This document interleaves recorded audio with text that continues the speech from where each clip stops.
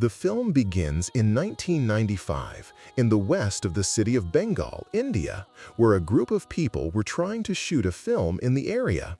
By chance, while the director was adjusting a mirror used for filming, a plane passed over the location. This plane belonged to an arms syndicate, and its crew mistook the mirror's reflection for the prearranged signal between them and the gang members on the ground, so they dropped the weapon boxes to them.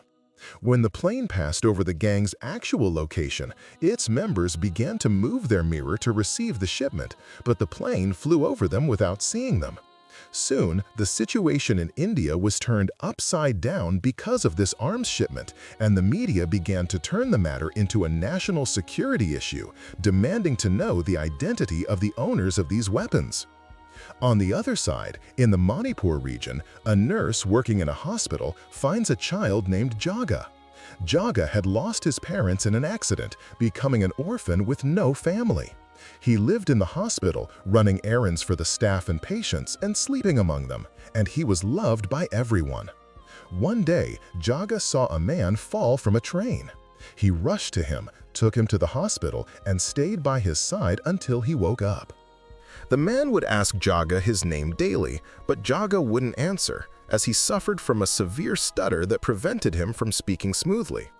As the man's health began to improve, he told Jaga that the solution to his problem lay in communicating with people through singing. Indeed, Jaga followed this advice. He stopped stuttering and hesitating when speaking and decided not to talk to anyone except by singing. A strong bond developed between Jaga and this man, to the extent that after the man was discharged from the hospital, he took Jaga to live with him in his home. The two lived together for a while, but one day, as they were passing a demonstration, a newspaper took a picture of the man's face. And because he was a bit unlucky, the police came the next day to arrest him. The man fled with Jaga and placed him in a boarding school. Jaga asked him, "When will you come back for me?" The man replied, "After 6 months." But Jaga told him, "I feel like you're lying to me." Days passed as Jaga waited for the man's return, until he grew into a highly intelligent young man who was close to the chief of police. One day, while Jaga was with his friends in class, they saw Mrs. Mala, the English teacher, fall from the clock tower to her death. The police registered the case as a suicide, but unlike them, Jaga believed it was not, but rather a murder case. Jaga went to the clock tower and searched for any clues, finding a milk pail. He questioned the milkman and learned that Mrs. Mala had been seeing a colleague of hers named Mr. Badri in the tower, but the problem was that he was married. That day, his wife had caught them in the tower, and they had rushed out. Jaga went to the police station and told the officer what he knew, but the officer told him that Mr. Badri and his wife were at the school at the time of Mala's suicide. Jaga kept thinking about how Mr. Badri could have killed Mala when he wasn't at the crime scene. It was then that he remembered the advice of the man who had adopted him, whose name turned out to be Tutti, when he once told him, "Always look at things from a different angle than others." Indeed, Jaga managed to solve the mystery. He began to explain to his colleagues that the milkman had revealed the secret of the relationship between Mr. Badri and Mala to the former's wife, who surely went to the tower and argued with her. And during the fight, she pushed her, causing her to fall from the tower. To protect his wife, Mr. Badri took the body and tied it to the tower clock in a specific way, so that when the clock hands turned, the rope would come undone and the body would fall, thinking his crime would then be perfect. But the clever Jaga uncovered the truth. After this incident, the school holidays began and all the students left, except for Jaga, as he had nowhere to go. He would even spend his birthday alone, receiving nothing but a cassette tape from Tutti. These tapes were what helped Jaga get through the days. Tutti taught him everything on them, even how to shave and fire a gun. Tutti sent the tapes every year from a different country, and no one knew his whereabouts. Tutti then appears with the officer who had been pursuing him, and Tutti hands him some tapes and files. The officer tells him, "You've finished your mission, go back to your life." But unfortunately, this officer sends someone after Tutti to kill him. The chase continues until Tutti's car crashes into a tree in the jungle, and his fate remains unknown. Meanwhile, Jaga sees a beautiful girl getting off a bus, and her manner reminds him of Tutti, which makes him interested in her. He follows her until he finds out which hotel she is staying in. Jaga bumps into a man carrying surgical tools, causing him to drop them. His curiosity leads him to follow this man, and he sees him hand the tools to a doctor, who is removing a bullet from someone's leg. Jaga calls the police, but he suddenly hears a gunshot and finds that someone has killed the doctor and the injured person, then got on a motorcycle and fled. Jaga runs after him but can't catch him. He returns to the crime scene and looks for any clues, finding magazines about weapons, one of which has a picture of the beautiful girl he was following. He decides to watch her and sees her walking with the man he had bumped into that morning, and they go to ride the giant Ferris wheel. Jaga sees the man giving the girl some photos and information, but suddenly, as the ride spins rapidly, someone kills the man. The girl, in her terror, unconsciously grabs the knife. Jaga sees the killer steal the bag of photos and information and escape. He tries to chase him while the girl flees before the police arrive. The girl goes to the hotel to pack her belongings and finds Jaga waiting for her. She is terrified of him and his way of speaking, which is all singing. Jaga tells her he has to speak this way to talk easily, then asks her, "Who are you? What's your story? And why was that man killed?" The girl's fear intensifies, and she says she will call the police. Jaga tells her, "The police are coming to arrest you. Your fingerprints are on the knife, and no one will help you but me." The terrified girl runs away, but finds her situation is pathetic and doesn't know what to do.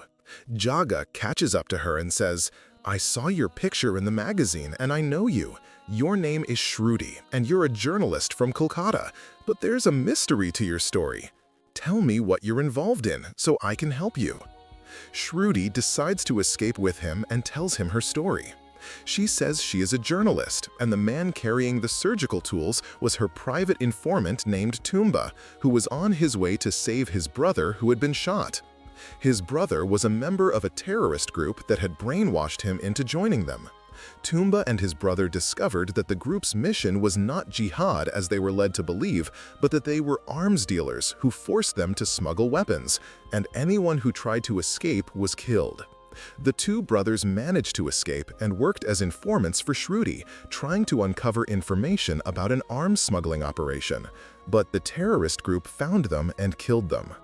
Thus, instead of getting the information, Shruy found herself implicated in a respectable murder case. Jaga tries to help Shruy escape and hides her in his school. But he is still worried about her, so he ties her to a chair and goes to look for the killer.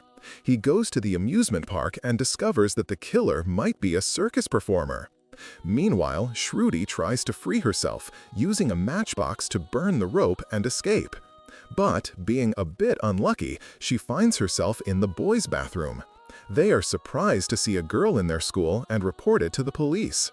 When the police arrive, Jaga distracts them, takes Shruy, and they escape. During their escape, Jaga's room catches fire because of what Shruy did, and the two take advantage of the fire to get away. Jaga says to Shruy, "What kind of trouble are you? Since I saw you, everything I own has burned down." Shruy replies, "And who appeared in whose life first?" That same night, they go to the circus, where the killer was performing a knife-throwing act and looking for a volunteer, so Jaga steps forward. Jaga recognizes the killer, and the killer, in turn, realizes he's been discovered and tries to kill him. But Shruy grabs Jaga, who is tied to the wheel, and escapes with him. The killer chases them on a bridge over a river, trying to kill them again, but they manage to escape. Jaga asks Shruy who else besides her informants knows she is here, suggesting her fiancé, Akash. But she tells him they stopped corresponding after the engagement, and she recalls in a flashback that her fiancé is dead, but she doesn't tell Jaga. Jaga takes Shruy to the house of a journalist friend of his, who begins to narrate the history of this gang. We learned that in 1994, during a war between India and Britain, an Indian warrior created a secret path through a cave under the hills, and the gang started using it to smuggle weapons using elephants. Jaga and Shruy decide to go to Burma. When they arrive, they find that most of the elephants have disappeared, and Jaga understands that the gang has begun its operation. He uses a baby elephant to find its mother, and in this way, he discovers the location of the gang and the weapons. They enter the secret cave, but the gang captures them. Jaga tries to act smart and says to the gang leader, "Isn't this the girl you were looking for? I brought her to you." But the gang leader says to Shruy, "You were a skilled journalist. We will miss you. I killed your fiancé Akash right in front of your eyes to teach you a lesson, but you're useless." At this moment, Jaga throws a lamp on the fuel in the place, causing an explosion, and escapes with Shruy. As they are escaping, Jaga's foot gets stuck in a railway track.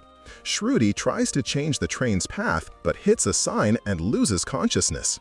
Luckily, she had succeeded in changing the train's path. Jaga carries her and continues to flee, but he finds the gang in front of him, pointing their guns at him.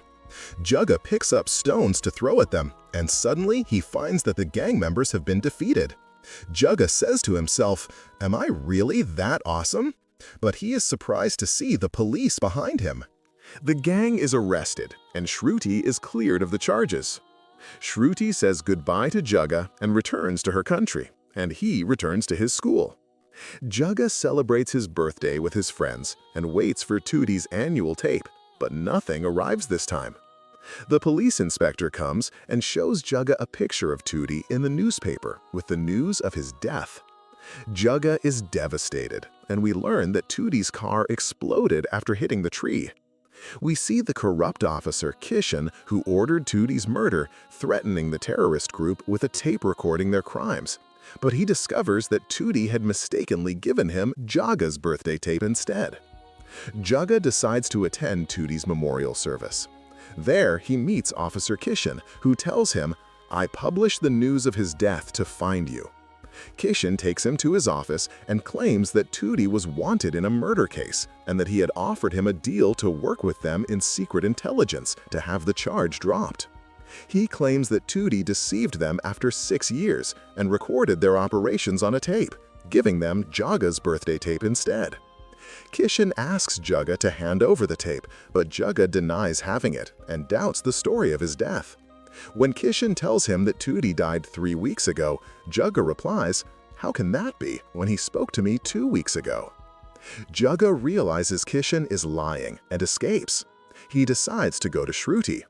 When Jaga shows her Tutti's picture, she immediately recognizes him and says he is the man who caused the exposure of the arms shipment in 1995, and that Kishan works with the gang and tried to frame him for murder to get rid of him.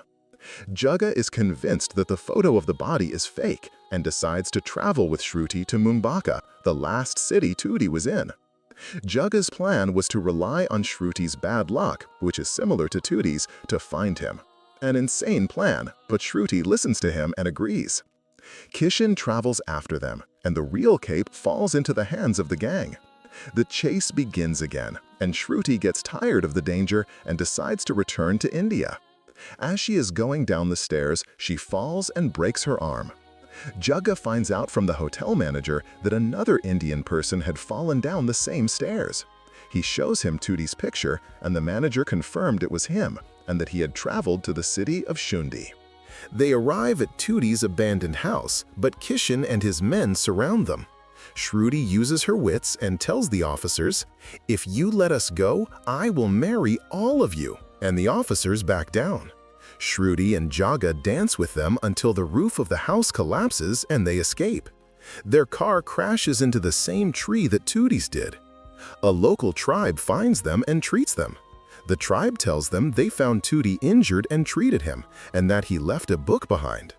Jaga opens the book and finds that Tutti wrote that the gang leader is Bashir Alexander, a man who was born with 2 heads and whose father sold him to the circus, but he became its owner and then turned to the arms trade.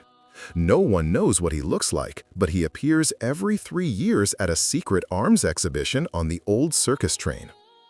Jaga and Shruy escape from Kishan again, steal a private plane, and fly it with the help of an instruction manual. They land near the circus train and sneak aboard in disguise. They are captured, but at that moment, Tutti is on a nearby mountain and accidentally drops a rock on the place where they are being held, allowing them to escape to the weapons wagon, which is being driven by Tutti himself. Shruy doesn't notice him and pushes him off the train. Their escape continues, with the gang chasing them. Jaga is shot. While Shruy is confused, she accidentally hits Tutti with a car. Jaga sees Tutti and runs after him. Tutti is scared because he doesn't know him, and Jaga can't speak because of his stutter, so he stands and styles his hair in the same way Tutti taught him. Tutti recognizes him and tearfully hugs him. In the end, Jaga swaps the weapon boxes with gift boxes that were placed as a decoy. The gifts reach the gang while the weapons reach the police. And so, the film ends. And in the end, don't forget to show your support by liking the video and subscribing to the channel. By the way, there are exciting videos on the channel that you will like, and if you don't find your favorite films, write the name of any film you love in a comment. Goodbye, my friend.